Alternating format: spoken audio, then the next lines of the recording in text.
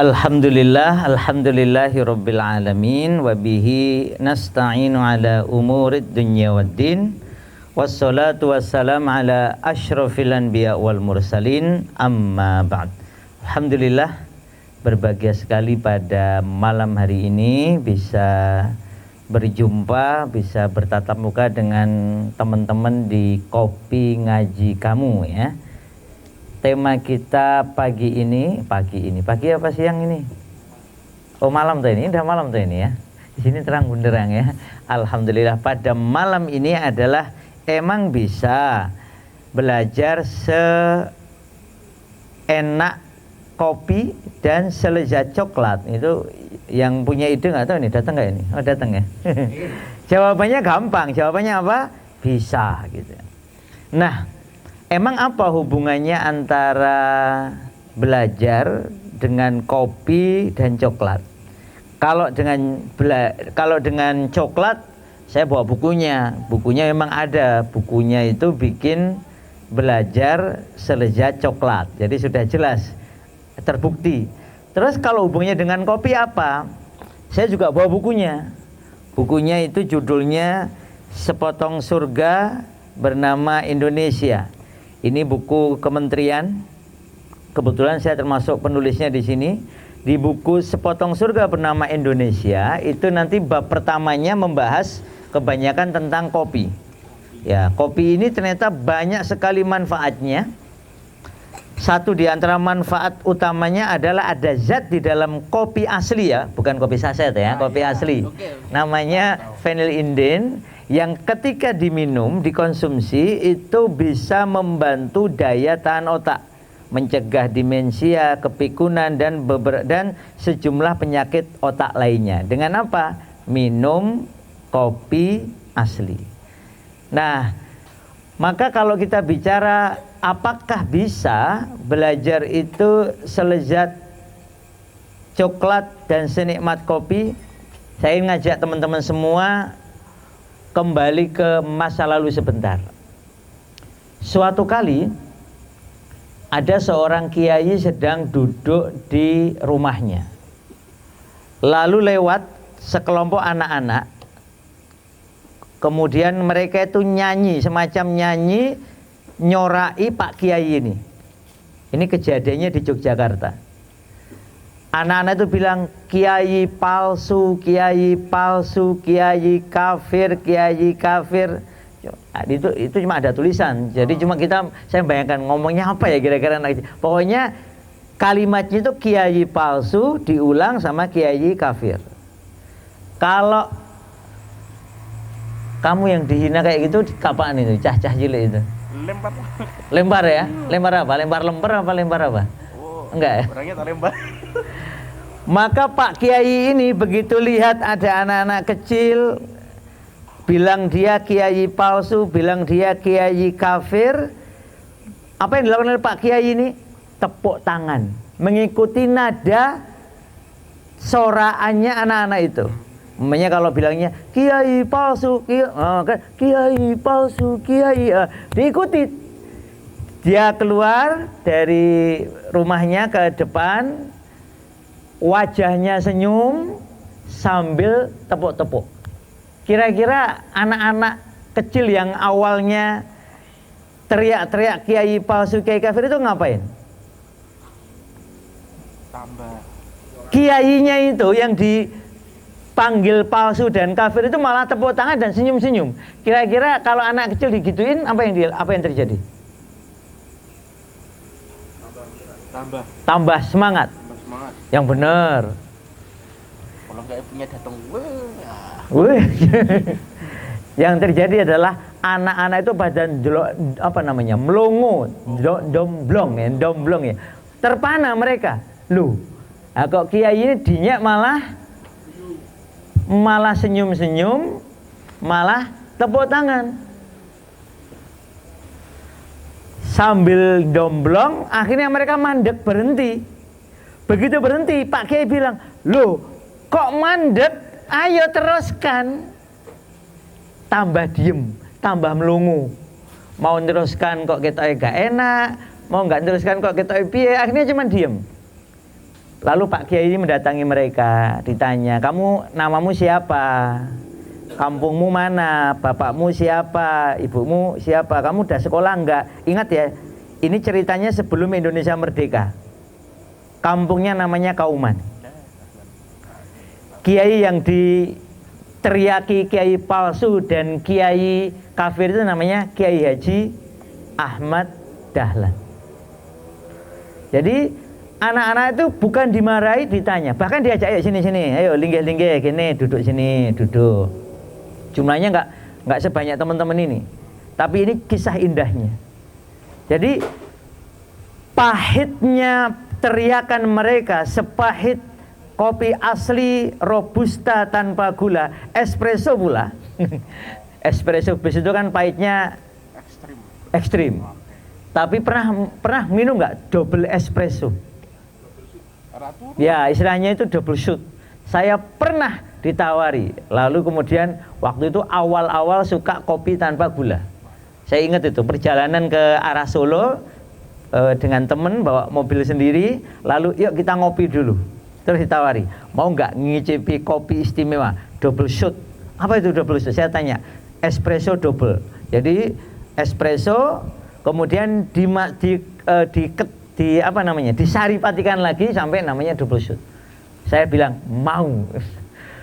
Datang itu gelasnya nggak sebesar ini, gelasnya cuman kecil. Begitu saya minum, seperti ditembak beneran. Pahitnya sampai sekarang masih kerasa. Pahitnya luar biasa. Masya Allah, langsung ngantuknya hilang. Bayangkan Kiai Ahmad Dahlan, seorang kiai besar, sudah mulai besar ya waktu itu ya. Beliau, seingat saya waktu itu sudah pulang dari haji kedua, sudah punya langgar, sudah jadi khatib di Masjid Gede Kauman, sudah dipercaya oleh Sultan. Lalu ada cah cilik-cilik berani-beraninya bilang beliau ini kiai palsu, kiai kafir. Tetapi respon beliau di luar dugaan. Anak-anak itu tadi ya didatangi, yuk sini linggih-linggih gini, duduk. Yuk, kamu namamu siapa? Kamu orang mana? Terus bapakmu siapa? Ibumu siapa? Diajak ngobrol. Sekolah apa enggak? Waktu itu tidak semua anak bisa sekolah. Jadi kalau hari ini teman-teman bisa sekolah, bisa kuliah, bersyukurlah. Nah, setelah itu dia tanya, kamu mau enggak bapak dongengi, bapak ceritain? Terus anak-anak itu mau. Sampai diceritain beberapa hal sampai anak-anak itu seneng. Lalu terdengar azan. Saya lupa azan asar apa azan maghrib, pokoknya azan. Oh, wes azan nih. Yuk sholat, nanti bar sholat kita kumpul lagi ke sini. Saat berangkat ke langgar, Kiai Dahlan bisiki Nyi Dahlan, tolong siapkan minuman sama snack ya, sama camilan. Kita dapat santri baru. Anak-anak yang bilang kiai palsu, kiai kafir itu kemudian jadi santri barunya Kiai Haji Ahmad Dahlan. Hampir tiap hari mereka datang, dengarkan cerita, diajari macam-macam oleh Kiai Dahlan, diajak sholat. Jadi saya ingin memulai bahwa teman-teman semua, belajar itu kadang dimulai dari rasa kopi yang pahit, tetapi di balik kopi yang pahit itu ada phenylindin, ada kafein, ada banyak manfaat, seperti yang telah ditulis oleh Pusat Penelitian Kopi dan Kakao. Puslit Koka atau Pusat Penelitian Kopi dan Kakao ini telah menulis dan menunjukkan data-data ilmiah bahwa secangkir kopi atau kalau di sini segelas kopi dan sebatang coklat itu memiliki banyak sekali manfaat bagi kesehatan, termasuk untuk otak kita yang membantu kita belajar. Saya mau cerita kisah Kiai Dahlan yang kedua. Kalau tadi kan sama anak-anak kecil, sekarang dengan kalau cerita umumnya saja dengan anak muda. Kiai Dahlan itu kata Pak Sukrianto AR, saya baca ini di kisah-kisah inspiratif tokoh-tokoh Muhammadiyah. Itu Kiai Dahlan tuh punya majelis dengan anak muda, ya dengan teman-teman kayak gini nih. Kapan-kapan sebenarnya kita bisa pakai metode itu ya. Jadi metodenya itu ngobrol, kemudian ini tanya jawab. Jadi datang, momennya saya ya, itu saya nggak ngisi, tapi ayo ada pertanyaan nggak? Ada yang mau didiskusikan nggak? Kira-kira Argentina sama mana kemarin? Sama Mesir itu gimana ini? Atau Prancis sama ini, karena bapak-bapak siskamling saya ini lagi rame nih. Kan nanti malam saya siskamling. Ini yang dirembuk itu masalah Argentina sama Mesir. Yang kedua Prancis sama Maroko. Ya bapak-bapak yang penggila bola itu dibahas kecurangan selama Piala Dunia.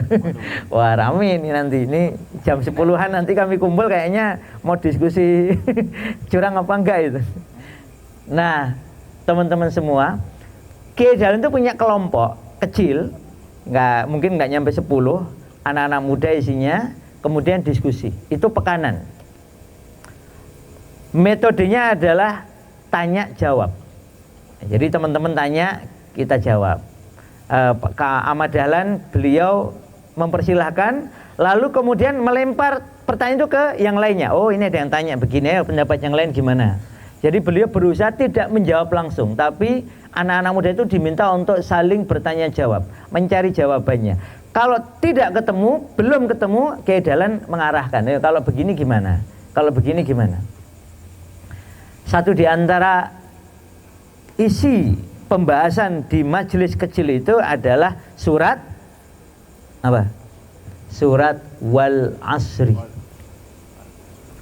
Bahkan di cerita yang lain, beliau tiap Kamis kalau nggak salah itu jam 7 sampai jam 8 pekanan itu mengisi kajian Wal Asri, bukan sepekan, bukan sebulan, tetapi kata sejumlah muridnya itu hampir 8 bulan. Tiap pekan materinya tafsir surat Wal Asri alias Al-Asr selama 1 bulan. 8 bulan. Emak-emak protes, mosok cuman bapak-bapak yang laki-laki, kami juga mau. Maka emak-emak itu dipimpin oleh Nyi Ahmad Dahlan lalu bikin kajian setelah itu, kira-kira jam 8 sampai jam 9. Kajian intinya apa? Surat Wal Asri. Sampai pengajiannya dikasih nama pengajian Wal Asri. Anak-anak muda yang kemudian ikut kajian Kiai Dahlan dan berulang-ulang beliau itu materinya Wal Asri, Wal Asri, Wal Asri. Sejumlah orang akhirnya menjuluki Kiai Dahlan Kiai Wal Asri. Nggak berhenti sampai di situ. Anak-anak muda yang terinspirasi oleh kajian beliau ini lalu patungan beli lapangan sepak bola kalau nggak salah di daerah Gampingan, lalu dikasih nama lapangan Wal Asri. Sekarang dikenal sebagai lapangan Asri. Sekarang kalau nggak salah menjadi Asri Medical Center. Belum cukup. Saat Indonesia menuju merdeka dan setelah merdeka, lapangan ini bukan hanya untuk main sepak bola, tapi juga dipakai oleh pemuda-pemuda, termasuk pemuda Muhammadiyah, untuk latihan militer melawan penjajah Belanda. Sehingga pada agresi militer Belanda kedua, lapangan ini menjadi satu di antara target pengeboman, dibom pada lapangan. Kenapa? Karena lapangan itu sering dipakai untuk latihan militer anak-anak muda Indonesia. Dari satu surat pendek menjadi kajian rutin dan kemudian menghasilkan gerakan besar sampai satu di antaranya alhamdulillah Indonesia merdeka. Nanti muncul anak-anak muda, ada yang namanya Fakhruddin, ada yang namanya Hisham, ada yang namanya Mukhtar, ada yang namanya Suja, yang menjadi cikal bakal amal-amal usaha Muhammadiyah. Dimulai dari apa? Ngaji rutin. Awalnya mungkin pahit, ya walaupun nggak ada cerita mereka minum kopi di situ. Kemudian dengan kondisi terbatas, terjajah saat itu, tapi kemudian dengan izin Allah kajian-kajian kecil, jumlahnya kecil, konsisten itu melahirkan orang-orang besar, bercita-cita besar. Awalnya ditertawakan, tapi kemudian pelan demi pelan cita-cita besar yang berasal dari Al-Quran itu kemudian melahirkan amal-amal kecil yang Allah Ta'ala berkahi dan besarkan. Makanya masjid sini kan namanya Masjid Suja ya. Iya, sejak. Dan itu karena dulu yang mengawali bagian PKO, PKO itu apa? Penolong kengsaraan OEMAT ya, OEMAT, makanya jadi PKU. Karena U zaman dulu kan OE.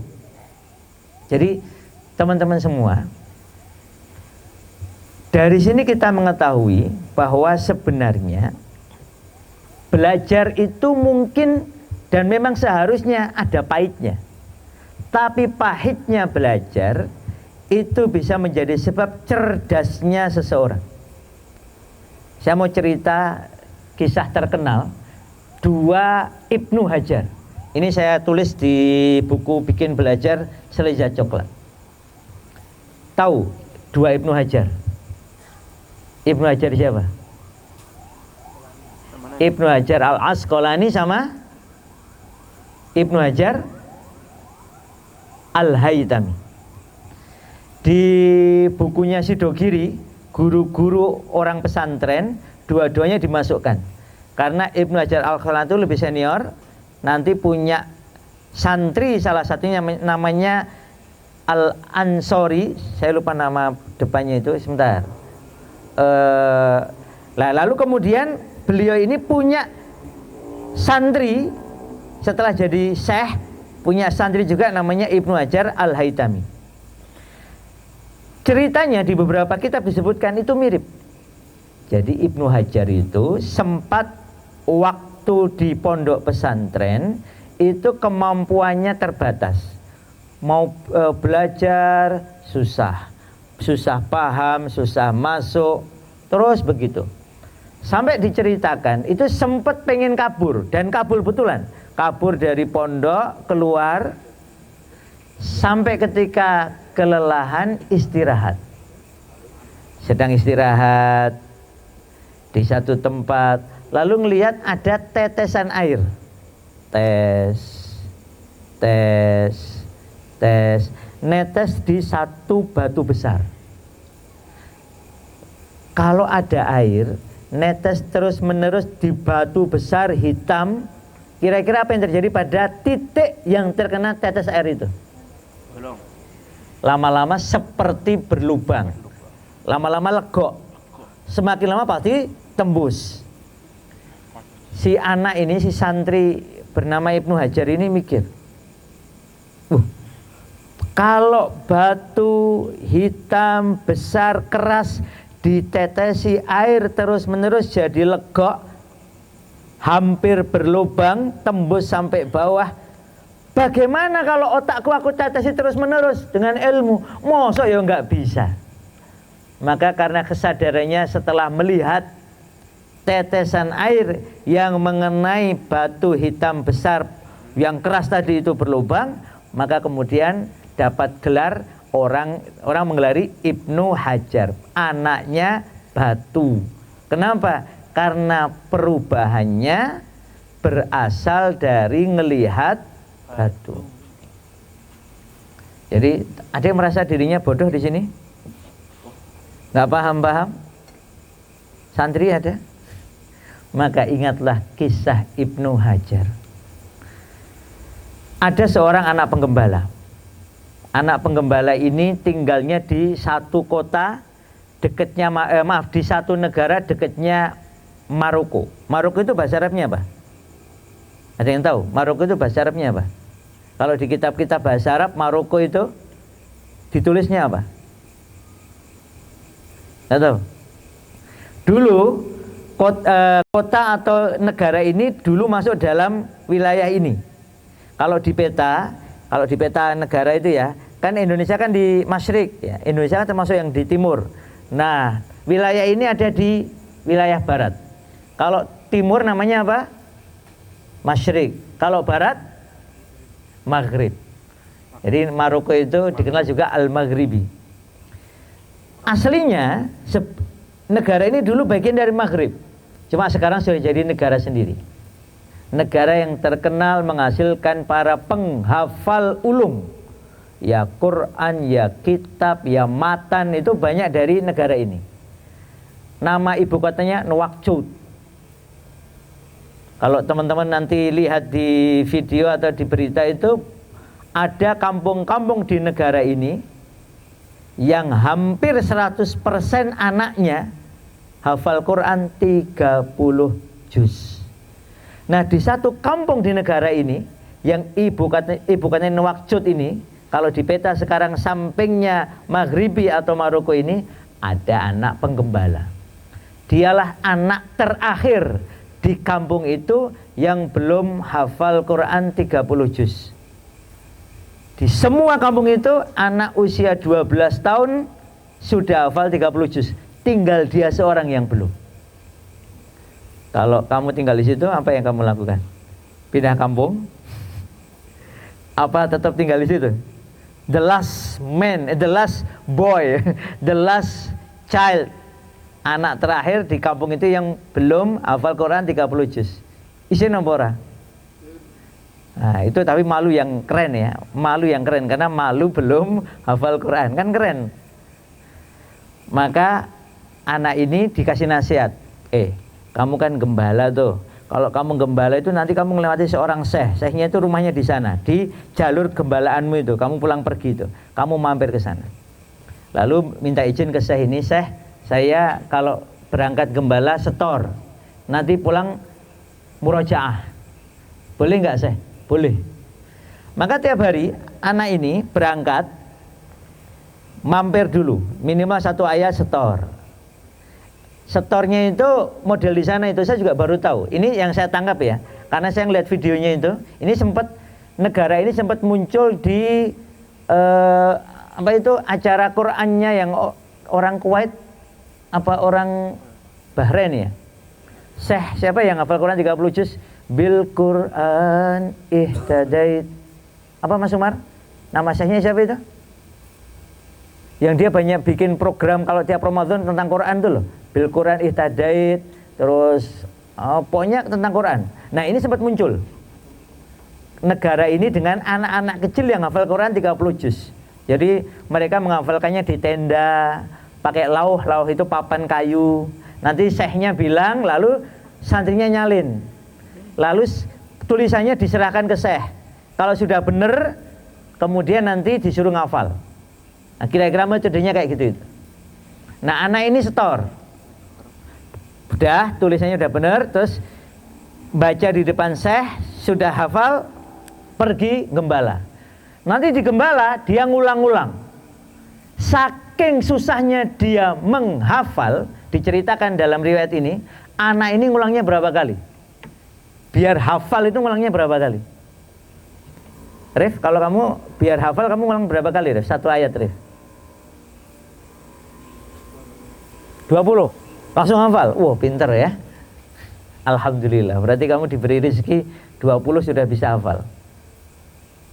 Tahu nggak teman-teman? Anak ini saking susahnya menghafal, tapi karena tekadnya sudah kuat dan lingkungan mendukung, anak ini ngulang 1 ayat itu rata-rata dia ulang 500 kali. Mau kuat hafalannya, 1 ayat ulang berapa? 500 kali. Maka anak ini waktu gembala ngulang ya kira-kira sampai 500 kali itu, dari pagi sampai sore. Pulang gembala mampir ke syekh. Hafalannya kira-kira kuat apa lemah? Qawijidan, kuat banget. Store. Terus gitu tiap hari sampai sekian tahun kemudian anak ini dengan izin Allah Ta'ala hafal 30 juz. Caranya gitu itu. Tiap hari setor, beres bacaannya, ulang sekitar 500 kali. Nah, bagian 500 kalinya itu yang kadang kita nggak mau melakukan. Padahal kalau 500 kali itu insya Allah Mas Eriko aja langsung hafal itu ya. Pasti hafal kuat itu. Nah, apa ini? Kita diingatkan dengan kalimat ini guru saya. Guru saya mengatakan ini adalah nasihat Imam Asy-Syafi'i. Jadi waktu saya mondok di As-Salam, itu kami diberi mahfuzat. Mahfuzat pertama itu manjadda wajada. Itu beberapa pondok biasanya mahfuzat pertamanya manjadda wajada. Cuma kalau guru saya bilangnya gini, manjadda wajada. Jadi nggak boleh pakai nada lembek, itu enggak, harus manjadda wajada dengan ekspresi yang mantap, lalu beliau sambil ngepal-ngepal gitu. Nah, di agak pertengahan beliau ngajari yang agak panjang. Ini kalau teman-teman punya kitab Ta'lim al-Muta'alimnya Syekh Az-Zanuji agak beda teksnya. Kalau teks yang dari guru saya itu gini kalimatnya. Ya akhi, lan tanalal ilma illa bisittah. Wahai saudaraku, tidaklah sekali-kali kamu mendapatkan ilmu kecuali dengan 6 perkara. Zakaun, wa hirsun, wa ijtihadun, wa dirhamun, wa sahibul ustad, wa tulu zaman. Nah, ini karena saya ngeliat catatan saya, memang kalimatnya gitu, agak beda dengan yang di kitab Ta'lim al-Muta'alim. Jadi mungkin agak diganti sama guru saya. Zakaun. Jadi kalau kamu pengen merasakan lezatnya belajar, senikmat coklat, teman-teman, kalau minum kopi pakai gula nggak? Mbak-mbak pakai gula nggak? Lebih enak minum kopi pakai gula atau lebih enak minum kopi tanpa gula? Tanpa gula. Teman saya barusan adik kelas saya namanya Yusuf, kebetulan dia adik kelas di psikologi UGM, nikah sama psikologi juga. Itu barusan memasukkan anak pertamanya perempuan itu ke pondok saya.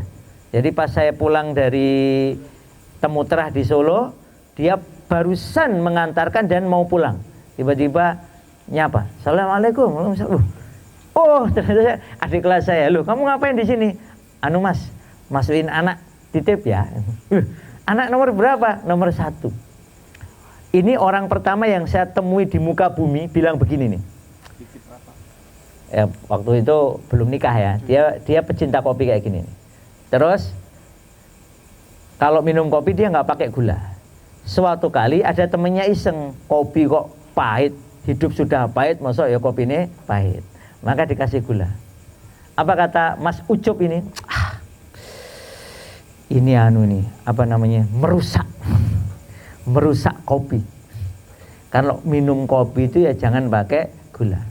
Nah, tenang mbak, saya bukan aliran itu ya. Jadi mau minum pakai gula ya nggak apa-apa. Tapi menurut Mas Ucup itu minum kopi yang asli itu jangan pakai gula. Maka teman-teman pecinta kopi tanpa gula ini bilang begini, siapa yang bisa merasakan lezatnya kopi tanpa gula, dia akan bisa merasakan manisnya kehidupan. Jadi pengen tahu manisnya kehidupan? Cobalah minum kopi tanpa gula. Rasakan pahitnya kopi. Biar yang pahit itu kopimu, jangan hidupmu. Itu kata yang senang minum kopi tanpa gula. Karena juga memang itu berguna untuk biar tidak kena diabetes. Nah, kembali ke nasihatnya Imam Asy-Syafi'i rahimahullah. Maka nasihat Imam Syafi'i ini penting. Kenapa? Karena inilah satu di antara imam yang sering disebut oleh Kiai Jamal Dahlan. Jadi ketika ngajar wal asr tadi, satu di antara kalimat yang diambil oleh Kiai Dahlan, kata Pak Sukriyanto AR di dalam bukunya, itu adalah kalimat dari Imam Syafi'i. Kalaulah Al-Quran itu turun 1 surat saja, cukuplah itu surat wal asri. Maka Imam Syafi'i ini Masya Allah memang mazhab mayoritas di Indonesia kan mazhab Syafi'i ya. Nah, teman-teman semua pengen belajarmu senikmat kopi dan selezat coklat. Coklat itu aslinya manis apa enggak? Pahit. Pahit? Pahit. Pahit katanya. Pahit. Pernah minum kopi, minum coklat asli tanpa campuran? Coklat itu dibuatnya dari apanya? Bijinya. Berarti biji kopi, biji coklat setelah diolah pahit apa manis? Pahit. Saya tahu banget karena mertua saya punya kebun coklat. Jadi kalau buahnya, kalau sudah matang itu rasanya manis asem, buahnya. Tapi yang dibuat menjadi coklat itu bijinya. Bijinya diambil, dikeringkan, lalu nanti diolah menjadi coklat. Kebetulan UGM itu punya pabrik coklat di kampungnya mertua saya. Jadi waktu saya ke sana, loh, kok ini milik UGM? Saya datang atas nama alumni saya, kemudian boleh masuk. Ya, Mas Umar ingat nggak, Mar? Kita masuk ke pabrik coklat itu, Mar. Kamu dapat hadiah coklat yang sudah diolah. Coklat saya beli. Coklatnya murni ekspor, alhamdulillah karena boleh beli, masya Allah, memang enak banget dan sangat pahit. Tapi coklat yang diberikan ke anak-anak saya termasuk Umar ini sudah dicampuri gula, susu dan sebagainya, masya Allah rasanya sangat lezat. Ya kalau beli-beli di, termasuk di, saya kemarin barusan beliin coklat anak-anak saya di Lokmatnya Masjid Suja itu, wah itu sudah enak banget. Umar habis 2 itu kayaknya kemarin, ya Umar ya? Kamu habis 2 ya? Coklat yang sudah diolah, awalnya pahit, tetapi ketika diolah, masya Allah, jadilah coklat yang lezat. Begitu pula kopi. Bagi yang bisa menikmati kopi tanpa gula, kopi itu ya tanpa gula. Tetapi kayak istri saya yang belum bisa menikmati kopi kok hanya kopi, maka dia campur sedikit gula. Masya Allah, versi yang suka, lezatos, citatos, mantapos, enak banget, menyehatkan. Versi yang seneng pakai tambahan gula. Nanti versi yang lain, wih, enak lagi kalau dikasih susu murni. Maka jadilah kopi susu murni, bukan susu SKM ya. Ini benar-benar susu murni. Ada lagi yang suka dicampur jahe. Saya sering dulu ngisi di Wonosobo. Itu saya sering dibelikan kopi jahe atau kopi ginseng. Udah pernah nyoba? Bagi yang sudah menikah maupun yang mau menikah, kopi ginseng ini cocok. Karena bisa menjadikan kekuatanmu dan kesungguhanmu meningkat dalam urusan kebaikan bersama suami atau istri. Bagi yang belum ya hati-hati. Karena ada kopi yang memang tidak boleh diminum sembarangan.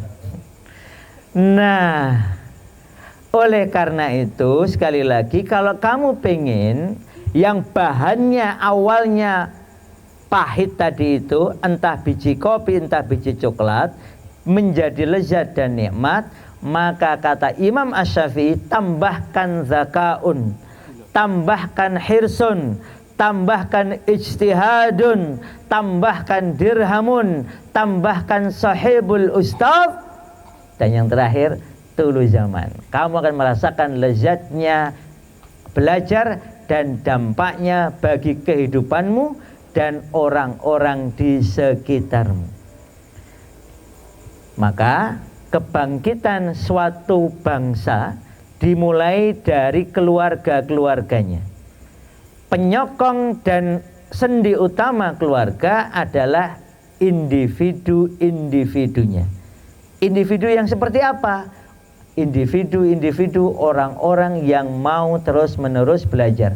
Yarfa'illah. Yarfa'illah. Lanjut.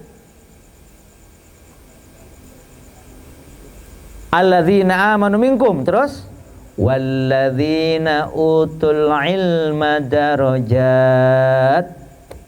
Pengen selantiasa Allah Ta'ala naikkan derajatnya setelah beriman, alhamdulillah kita sudah beriman, maka wa utul ilma, minta ilmu kepada Allah agar diberi ilmu.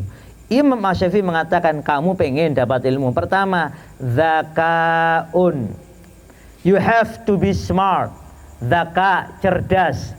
Sebagian ulama mengatakan zakaun, maksudnya Imam Asy-Syafi'i adalah zakaun, kecerdasan yang berasal dari ketakwaan. Jadi not only smart, bukan hanya cerdas biasa, tetapi cerdas lahir karena takwa. Dulu zaman Pak B.J. Habibie, beliau menggabungkannya menjadi imtak dan iptek. Bukan hanya iman dan takwa, tapi iptek. Menurut Prof. Najib Al-Attas, maka struktur keilmuan itu satu di yang paling pokok adalah orang itu harus benar cara berpikirnya, sehingga ketika dia jadi apapun insya Allah beres amal solehnya, karena sudah benar dulu orangnya. Mau jadi pengusaha, insya Allah pengusaha yang baik. Mau jadi guru, insya Allah guru yang baik. Mau jadi budayawan yang baik. Mau jadi pejabat yang baik. Mau jadi rakyat biasa yang baik. Karena sudah beres. Zakatnya itu karena iman dan takwa, karena ketakwaannya kepada Allah, maka melahirkan namanya kecerdasan. Dan kita menemukan itu pada para nabi, pada para sahabat, pada para ulama, pada orang-orang yang senantiasa taat kepada Allah Ta'ala. Zakaun, kecerdasan. Nah, satu di antara yang bikin cerdas, hai orang-orang beriman, adalah minum kopi asli. Mana kopimu? Air bening. Makanya nanti boleh dicari in English. Jadi saya sudah ngecek, ada jurnal ilmiah yang menunjukkan bahwa ternyata di dalam minuman kopi asli loh ya, itu ada zat namanya phenylindin. Itu bisa dicek nanti, the benefit of coffee. Itu nanti ada zat phenylindin, bisa dicek. Di situ para ahli menunjukkan kalau kamu minum kopi asli ini, ya modelnya terutama yang kayak gini, ini yang model tubruk kok, pakai kopi ya, tubruk kok. Ini zat phenylindinnya insya Allah lebih banyak yang keluar, sehingga kecerdasanmu dengan izin Allah melalui minum kopi asli bertambah dan bertambah. Jadi gimana? Siap minum kopi tiap hari? Ini gelas keempat saya hari ini. Pagi sudah minum, terus tadi ngisi training untuk para guru di PM3. Nyampe sudah ditawari kopi, siap. Siang tawari kopi lagi, siap. Terus tadi sebelum kesini ngabisin 1 gelas kopi, yang tadi pagi belum habis karena nyampe PM3 diminta minum kopi. Ini gelas keempat, alhamdulillah. Mungkin nanti akan ada gelas kelima, mungkin loh ya. Dan ternyata riset menunjukkan kalau kopinya asli tanpa gula, 5 gelas insya Allah masih oke. Riset, bukan saya ngarang ya, boleh dicek. Jadi 2 or 3 to 5 cups a day, that's okay. Tapi kalau sudah di atas 5, sebagian berbeda pendapat. Nah, kalau saya biasanya maksimal 5 itu. Zakaun. Jadi teman-teman semua pengen merasakan lezatnya belajar, cerdaslah hasil dari ketakwaan kita, usaha kita untuk taat kepada Allah. Yang kedua, hirsun. Apa hirsun itu? Rasul bersabda, ihris ala ma yanfa'uk. Apa ihris itu? Kalau dulu di pondok saya, itu sebagian senior saya memberitahu ihris itu kemauan yang amat sangat, sehingga tamaknya dalam urusan yang bermanfaat. Maka dulu kami di pondok itu bikin FBI. FBI itu singkatan dari The Fit Boys of Islam, anak-anak rakus dalam Islam, ngambil dari istilah hirsun. Kenapa rakus? Yang lain tidur siang, kalian belajar. Jadi saya waktu itu SMP ya, jadi yang lain ada jadwal tidur siang jam 1 sampai asar. Kami jam 1 sampai jam 2 nggak tidur siang, kadang sampai jam 2:15, kadang sampai 2:30. Ngapain? Tiap hari kalau siang itu ada yang belajar bahasa Arab advance. Jadi bahasa Arab tapi ngambil dari Al-Quran. Kemudian ada yang belajar nanti jurnalistik, psikologi. Saya belajar psikologi pertama itu di pondok pesantren saya. Nanti ada lagi bela diri. Hampir tiap hari, tidak jam siang yang lain tidur, kami belajar hal-hal yang di luar pelajaran umum, maksudnya pelajaran pondok. Malam Jumat yang lainnya boleh liburan, boleh lihat TV, boleh keluar, kami latihan bela diri. Nah, ini agak cedera ini tangan saya nih. Dulu namanya Pancasakti, jadi gabungan beberapa bela diri. Saya nggak tahu itu urutannya gimana, tapi yang jelas latihannya ya ada dikit-dikit ekstrimnya. Kalau Ustadz Syakir mungkin tahu ini aliran error apa enggak, tapi karena waktu itu semangat ya, pokoknya ikut gitu ya. Ya ikut pokoknya. Jadi biar ngerti-ngerti, selain saya pernah ikut tapak suci, pernah ikut karate, ya ikut pancasakti tadi itu. Aliran yang aneh-aneh itu. 5 kata-kata gurunya, 5 aliran bela diri disatukan, makanya disebut pancasakti. Tapi enggak lama, saya cuma beberapa bulan. Nah, jadi ihris ala ma yanfa'u. Tamaklah kepada apa yang bermanfaat bagimu. Enggak merasa cukup kalau enggak dapat banyak. Kemudian yang ketiga, apa yang ketiga? Zakaun wa hirsun wa ijtihadun. Kesungguhan, bersungguh-sungguh, ijtihad. Suatu kali ada ini ya, ada anak ini belajar nggak paham, baca nggak paham. Akhirnya anak ini nyari siapa di antara kakak kelasnya yang paham tentang hal ini. Dia data, ini seorang mahasiswi ini, perempuan. Dia data, jadi mata pelajaran, mata kuliah yang nggak dia paham itu dia catat. Siapa dosennya, siapa kakak kelasnya, orang-orang yang dia anggap paham ini. Lalu mahasiswi ini ngajak temennya, 2 orang, untuk mendatangi kakak-kakak kelas yang dianggap paham. Dosen sudah nerangkan, kok belum paham juga, mau tanya kadang malu. Maka dia datangi kakak-kakak kelas yang dianggap paham mata kuliah atau bagian pelajaran itu. Di akhir semester, anak yang sering tanya, dan mohon maaf ya, karena sering tanya itu jadi kadang dinyek, oh bodoh, ra paham-paham. Ternyata IPK-nya nyaris 4. Lalu di tahun kelulusan dia terbaik di jurusannya, dan kalau nggak salah 3 besar di kampusnya. Modalnya adalah ijtihad. Saya jadi ingat buku judulnya Ulul Himmah. Ketika Rasulullah wafat, itu ada anak muda namanya Ibnu Abbas, itu merasa kehilangan. Wah, kita kehilangan seorang menjadi sumber ilmu bagi kita semua. Lalu dia ngajak temennya, orang Ansor, mau nggak, mumpung masih ada sahabat-sahabat senior, jangan sampai kita ketinggalan, ayo kita belajar ke para sahabat senior ini. Temennya bilang, kamu tuh kurang kerjaan, kan masih ada sahabat senior, biarin aja mereka yang, kalau mereka ada yang bingung ya tanya ke mereka, ngapain kita ikut belajar, sudah wong masih ada para sahabat senior. Maka akhirnya dalam kitab ini diceritakan oleh Syekh Al-Muqaddam, Ibnu Abbas sendirian mendatangi para sahabat senior itu untuk mendapatkan riwayat Quran dan riwayat hadis maupun ilmu-ilmu yang lain. Sampai suatu kali Ibnu Abbas itu datang ke seorang sahabat, pas sahabat itu lagi tidur siang. Saking menjaga adabnya, Ibnu Abbas nggak berani ngetok pintu. Dia cuma duduk menunggu di depan pintu. Sekian lama sampai pembantu pemilik rumah ini bilang sama sahibul bait, Tuan, ada pemuda sedang duduk di depan pintu Tuan. Siapa? Setelah ditengok, ternyata itu Ibnu Abbas, Tuan. Langsung geragap. Sahabat ini langsung keluar lalu bilang, ya Ibnu Abbas, wahai keluarga Rasulullah SAW, kenapa Anda kok duduk di depan pintu saya? Cukup bilang, nanti saya datang ke tempat Anda. Karena Ibnu Abbas kan ponaannya Rasulullah Sallallahu Alaihi Wasallam.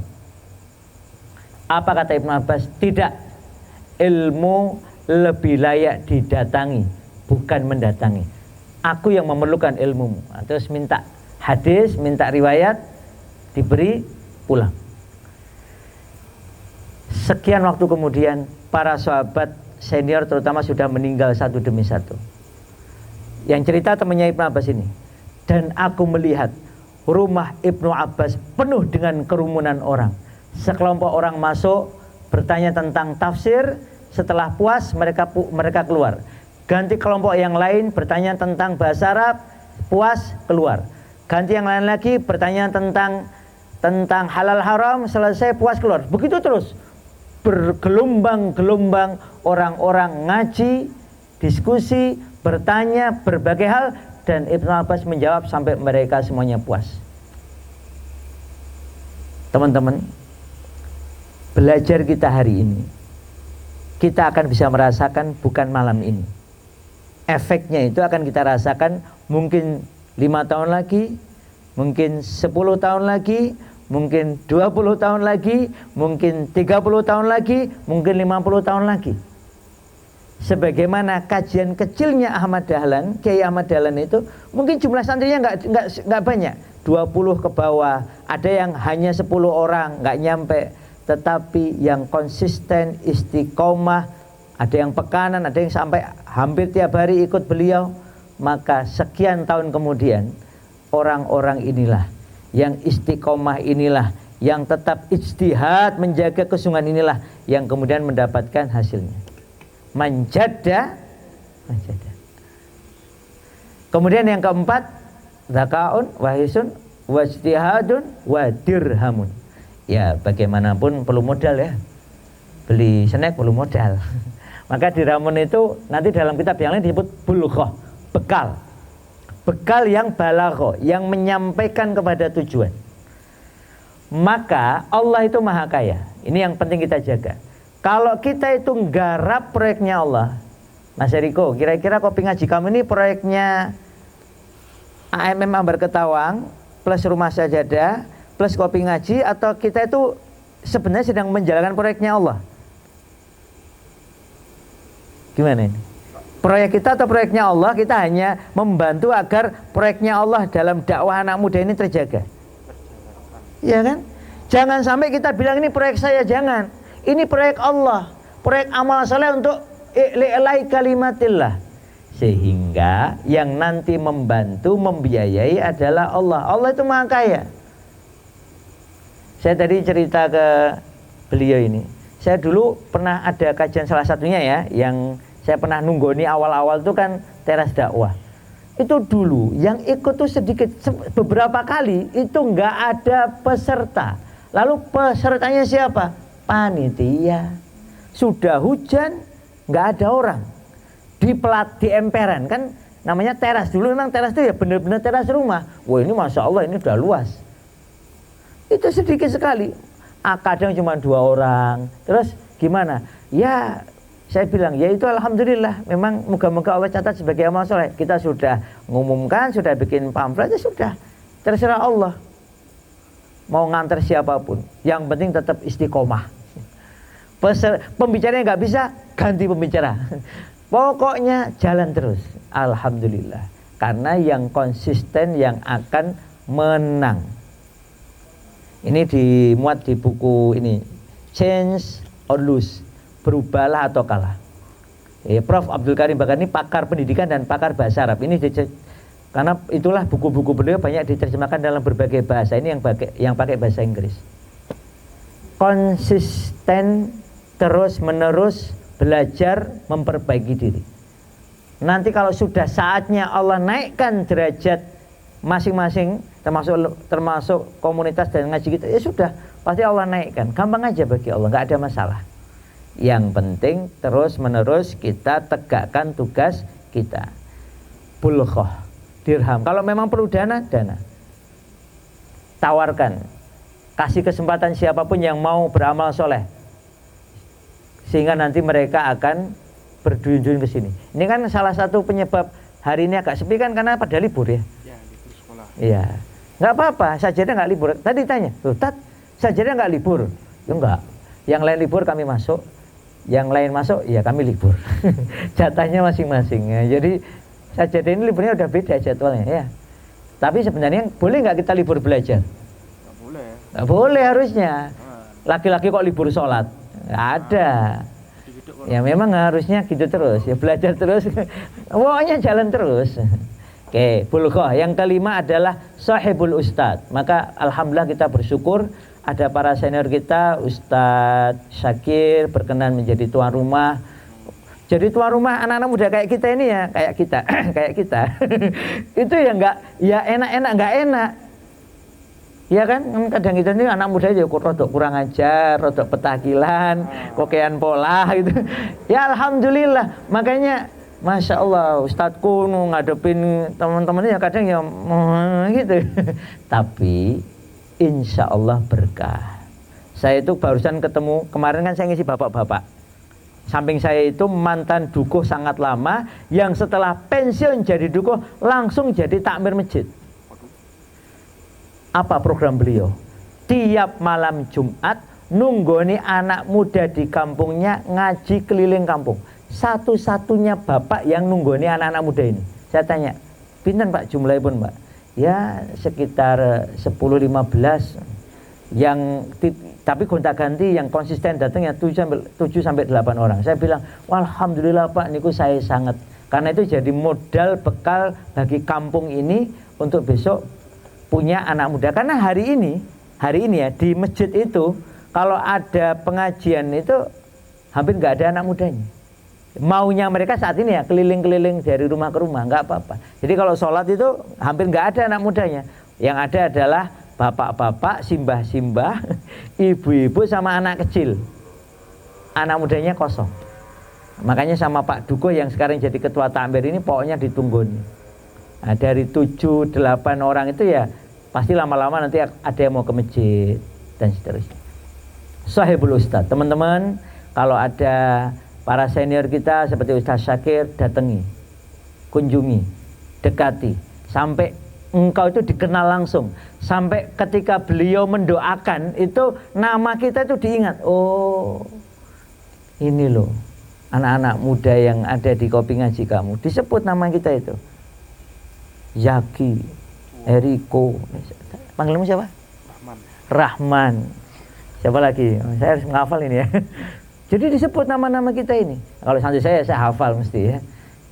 Maka kalau para senior, orang-orang soleh, orang-orang yang amal soleh yang lebih banyak dari kita, dosanya lebih sedikit dari kita, kok mau mengingat dan mendoakan kita, bersyukurlah. Sahibul Ustadz. Yang terakhir, tulu zaman. Mau sukses, jangan bicara instan, jangan bicara jangka pendek. Semua keberhasilan itu bicara jangka panjang, tulu zaman, panjangnya umur, panjangnya masa. Jadi mau merasakan lezatnya belajar, ya harus mau menanggung lamanya belajar. Insya Allah siapa yang teguh, sabar dalam belajar, maka insya Allah dia akhirnya merasakan lezatnya keberhasilan karena ilmu yang didapatkan dari belajar. Gitu ya teman-teman semua. Makanya kalau minum kopi itu yang benar langsung gelek, langsung habis kayak gini, atau sedikit-sedikit. Alhamdulillah, sedikit-sedikit biar sampai gitu ya, nggak pakai karena pahit itu. Karena apa jadi Kalau saya sih alhamdulillah sekarang kalau minum kopi ya enaknya nggak pakai gula kayak gini, karena rasanya ada pahitnya, ada gurihnya, ada frutinya, macam-macam. Tapi bagi yang menikmati kopi pakai gula seperti istri saya ya alhamdulillah, yang penting kopinya asli. Gitu ya teman-teman semua. Jadi saya mengucapkan selamat atas ikhtiar kita semua ini. Jadi jangan pernah ngukur keberhasilan dari jumlah. Bahwa Allah Ta'ala takdirkan jumlahnya banyak, itu berarti nikmat dan kabar gembira yang disegerakan. Karena kalau kita ngukurnya dari jumlah, kita mudah silau. Jumlahnya sedikit, ngelokro. Jumlahnya banyak, sombong. Enggak. Semua jumlah itu hanyalah cara Allah agar kalian, agar kita, agar dakwah ini terasa gagahnya. Sama seperti kalau kita hadir di Kopi Ngaji Sabtu besok pagi insya Allah, itu yang datang kan banyak. Kita jadi tambah semangat, tambah sungguh-sungguh. Itu yang penting. Bukan banyak loh. Banyak kalau ecek-ecek kan nggak keren. Tapi banyak berkualitas, menambah kesungguhan, menambah ikhtiar dakwah. Itu yang kita harapkan. Sehingga jamaahnya makin banyak, makin berlipat, makin berkualitas. Itu yang penting. Maka tugas kita adalah terus mengajak, terus mengajak, terus mengajak, terus berbenah. Kapan kopi ngaji kamu ini diledakkan oleh Allah jadi gerakan kehebatan, keunggulan, melahirkan kader-kader istimewa, terserah Allah, bukan urusan kita. Tugas kita pokoknya terus bergerak, terus berbenah, terus belajar sampai kita merasakan belajar itu senikmat kopi asli, selezat coklat. Demikian Mas, saya kembalikan ke Mas Rahman. Tafadhol. Ya, gimana teman-teman? Ada pertanyaan mengenai tema untuk hari ini? Ada yang mau bertanya? Mengenai kopi sebaik apa dan manisnya, lezatnya coklat di malam hari ini? Ada yang ingin bertanya? Apa saya yang harus bertanya dulu? Oh iya, sudah saya dulu. Ini Ustaz, saya ingin bertanya Ustaz. Iya. Dalam proses menikmati cangkir kopi itu karena kehidupan terkadang pahit, nah itu bagaimana caranya agar kopi itu sangat nikmat di kehidupan kita gitu. Cara pertama, ini dilakukan oleh Ketua Yayasan Sajadah, ya namanya Pak Hermawan. Itu gini, karena targetnya adalah kesehatan, versi beliau itu kalau bikin kopi itu jangan langsung kental. Kopinya asli, pilih yang cita rasanya beragam, Arabica ya berarti ya. Kemudian kopinya jangan langsung kental. Kalau saya kayak gini ini kan rata-rata saya sudah 3 sendok, mohon maaf. Ini mungkin 2 apa 3 ini. 3 sendok kan berarti rasanya sudah kental. Terus gimana? Coba dulu setengah sendok. Jadi kayak teh gitu ya. Encer. Dinikmati pelan-pelan. Kalau sudah mulai biasa tambah jadi 1 sendok. Terus sekarang sampai sekarang ya beliau sudah bisa menikmati espresso atau semisalnya dengan kekentalan yang banyak tanpa gula. Itu cara pertama. Jadi sama seperti orang belajar. Teman-teman mamanya nggak biasa baca buku. Mas Rahman sebulan khatam berapa buku? Ada sebulan saya lama. Ini saya khatam kalau nggak salah cuman beberapa sepekan kalau nggak salah. Pas saya umroh ini khatam. Terus saya khatamkan lagi buku yang lain. Ini bahasa Inggris ya. Alhamdulillah sudah dimudahkan sekarang belajar baca bahasa Inggris. Jadi ini adik-adik Sajadah ini sehari baca berapa halaman? Berapa Rif? Kamu Rif? Nizam berapa? Nizam? 1 hari berapa halaman? Nggak hafal. Furqan? Sehari berapa halaman?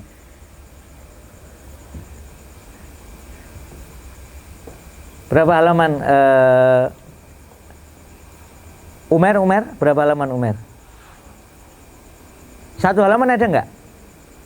Ringan nggak 1 halaman? Ringan bagi yang biasa. Mas Rahman kalau 1 hari 1 halaman berarti 1 bulan berapa? 30 halaman. Kalau setahun berapa? 365 halaman. Kalau cuma 1 halaman istiqomah 365 halaman itu berarti berapa buku? Ini ya, Change or Lose ini hanya 90 halaman. Berarti kan sekian buku kan? Jadi kalau semua orang terfikir yang sedikit-sedikit dulu, ya 1 halaman aja deh. Terus berat nih baca yang pemikiran, oke. Fikih berat, usul fikih apa lagi? Ya sudah, bacanya kisah sukses yang nyata ya. Saya sarankan jangan novel dulu. Kisah sukses atau kisah sahih atau kisah nabi atau kisah, pokoknya kisah. 1 halaman itu ringan nggak kalau baca cerita atau kisah? 1 halaman ringan, pakai banget, encer tadi. Akhirnya lama kelamaan 1 hari nggak cukup nih, saking menariknya. Jadi 2 halaman, 3 halaman, 4 halaman. Tapi yang penting istiqomah, punya standar minimal 1 hari 1 halaman. Lama-lama nggak baca buku itu hidup terasa aneh, hampa terasa. Hidup tanpa baca-baca, rasanya itu hampa. Dan saya ngalami itu ya. Rasanya itu aneh kalau 1 hari itu nggak baca buku itu rasanya aneh. Seperti ada yang hilang. Makanya waktu saya umroh target sebulan itu saya udah bawa buku sekian, selain kemudian beli buku di sana untuk dibaca, dikhatamkan. Cara yang kedua itu yang cara bikin coklat tadi. Coklat itu pahit. Caranya bikin coklat biar laku dijual gimana? Kasih pemanis campuran yang menjadikan lidah kita enak, nyaman. Campurannya apa? Ya bisa madu, bisa gula, bisa zat yang lain yang kalau dipadu padankan rasanya pas. Tapi ingat, jangan dijadikan sebagai apa itu yang paling banyak. Tetap yang paling banyak adalah coklatnya. Jadi pemanisnya, pelezatnya dikit aja untuk menjadikan kita itu lebih mudah mengkonsumsi coklat atau kopi tersebut. Maka dengan cara itu kayak tadi istri saya, akhirnya sekarang dia lama-lama mengurangi gulanya dikit aja. Jadi kopinya awal nggak usah banyak-banyak dulu, gulanya juga nggak usah banyak, maksimal 1 sendok. Lama-lama dikurangi. Apalagi yang punya riwayat keluarganya ada yang kena diabetes kayak saya, bapak saya kena diabetes, ibu saya kena diabetes, sehingga memang harus lebih disiplin. Karena biasanya diabetes itu tidak genetik, tetapi secara medis diturunkan dari pola hidup sehari-hari. Di dalamnya ada pola makan, ada pola minum. Nah, maka kita harus pelan-pelan menyadari gimana sih pola makan kita, gimana sih pola minum kita, sehingga kita bisa tadi itu aware, sadar. Oh, ini saya berbahaya nih kalau terlalu banyak gula. Nah, gitu kira-kira. Allah a'lam bishawab. Nah, teman-teman sekalian, ada yang mau bertanya kepada saya tentang coklat juga boleh? Ada lagi? Udah, itu aja. Ya udah, Ustaz. Ini karena waktu sudah jam 9 malam. Kita Iya. sudahi saja, Ustaz. Siap. Ya. Terima kasih Ustadz kepada Ustadz atas ilmu yang telah disampaikan. Semoga menjadi amal jariah dan bermanfaat bagi kita semua. Amin. Amin. Amin. Amin. Amin. Mohon maaf apabila ada kekurangan dalam pelaksanaan acara. Wassalamualaikum warahmatullahi wabarakatuh. Waalaikumsalam warahmatullahi wabarakatuh.